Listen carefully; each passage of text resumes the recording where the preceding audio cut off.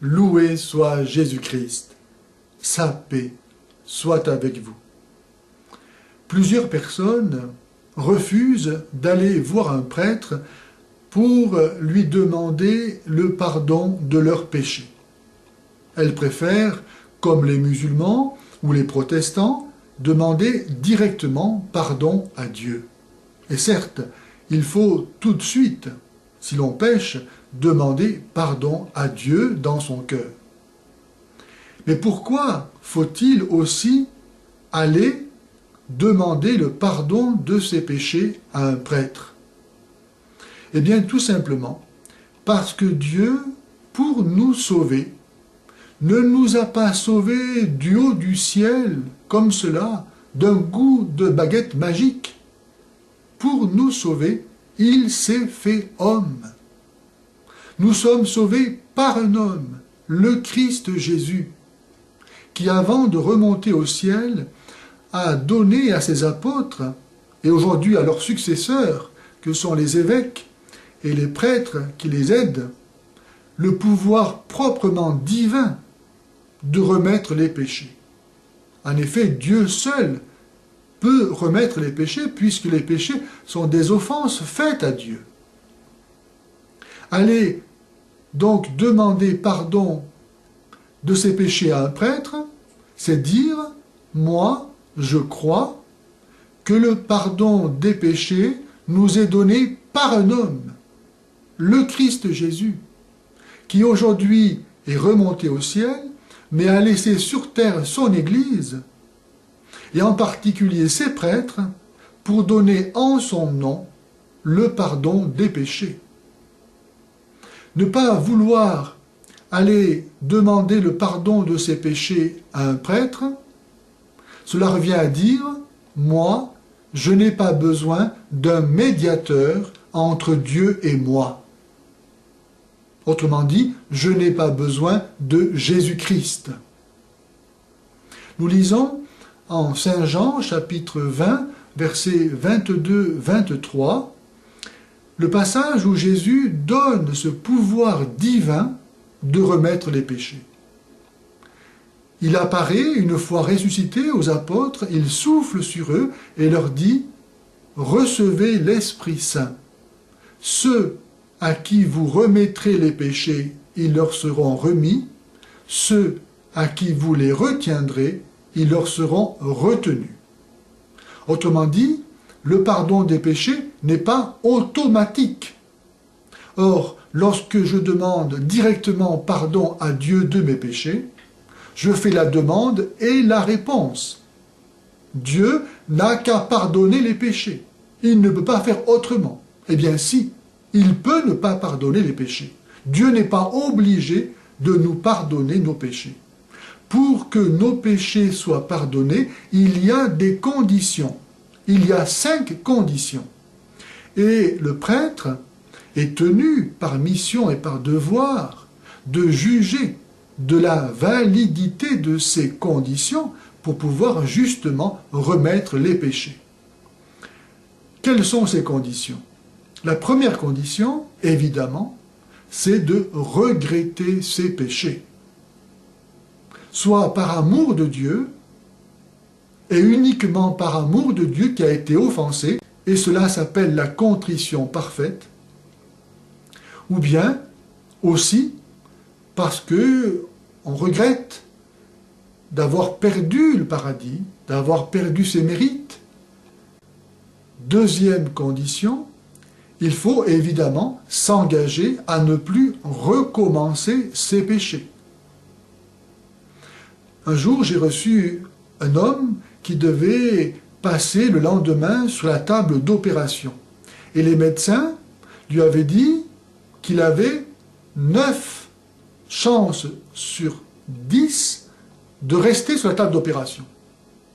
Et donc, la veille de l'opération, craignant de mourir, et sachant qu'il était en état de péché mortel, vient se confesser. Vous ne le connaissez pas, donc je ne trahis pas de secret de confession. Cet homme-là trompait sa femme. Donc je lui ai demandé si, dans la mesure où l'opération réussissait et il allait se retrouver de nouveau en bonne forme, est-ce qu'il allait continuer cette relation adultère ou bien non? Il m'a dit que oui. Eh bien, il est reparti sans l'absolution. La deuxième condition, c'est de s'engager à ne plus recommencer ses péchés. Troisième condition, il faut, pour autant qu'on le peut, réparer ses péchés. Par exemple, quelqu'un vient se confesser et il a volé la mobilette de son voisin. Je vais lui dire, va d'abord rendre la mobilette de ton voisin et puis reviens confesser tes péchés. C'est trop facile de recevoir le pardon et de garder la mobilette. Quatrième condition, il faut demander le pardon, il faut avouer son péché. Et le démon fait tout pour que les gens ne se confessent pas, afin qu'ils arrivent ainsi à la fin de leur vie aux portes du paradis avec leurs péchés. Et que donc ils ne puissent pas entrer au paradis, car au paradis il n'y a pas de péché. Et malheureusement, souvent, trop souvent, je vois des gens qui se confessent régulièrement même, mais ils ont fait un péché dans leur jeunesse dont ils ont tellement honte qu'ils n'osent pas l'avouer. Eh bien, aucune des absolutions qu'ils reçoivent dans ces conditions, c'est-à-dire en cachant ne serait-ce qu'un seul péché grave, volontairement, n'est valide. Aucune absolution n'est valide. Et non seulement cela, mais ils repartent chaque fois avec un péché grave de plus qui s'appelle un sacrilège. Car ils ont mésusé d'un instrument sacré de Dieu. Cinquième condition, il faut accomplir la pénitence que le prêtre donne à la fin de la confession au titre de la justice pour réparer autant qu'on le peut et au titre médicinal pour aider l'âme à retrouver le chemin de la vertu et de la sainteté. C'est donc dire que, contrairement à ce que certains osent le dire, le pardon des péchés n'est pas quelque chose qui nous permet de continuer en toute bonne conscience à pécher.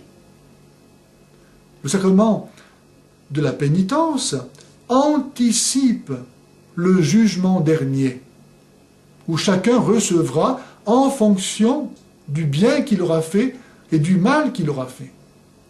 Et donc c'est une pure grâce qu'au nom de la miséricorde de Dieu, nous puissions déjà au tribunal de la pénitence, devant le prêtre qui tient la place du juge divin, confesser, demander le pardon de nos péchés, afin qu'ils nous soient pardonnés, effacés, de telle sorte que Dieu ne s'en rappelle plus jamais. Venez à moi, dit le Seigneur, vous tous qui peinez et ployez sous le poids du fardeau, et je vous soulagerai. Quelle grâce pour une âme d'être délivrée du mal qu'elle a fait.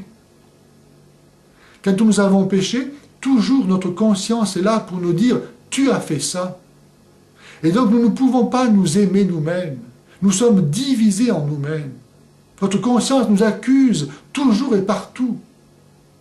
Et lorsque nous avons été pardonnés par Dieu, lorsque Dieu a effacé nos péchés, qu'il ne s'en souvient plus, alors nous redevenons libres et légers.